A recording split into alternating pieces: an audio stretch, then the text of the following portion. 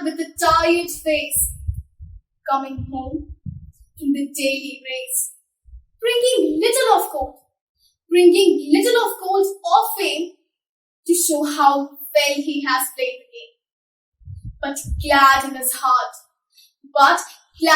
heart that his own rejoice to see him once and to hear his voice. Only a dad,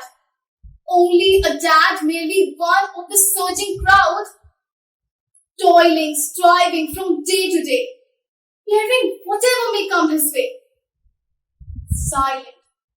Silent whenever the heart condemns, and bearing it all for the love of them. Only a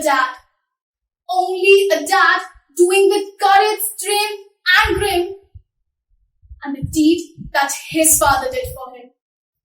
This is the line that would pay for him. Only a father with the best of men.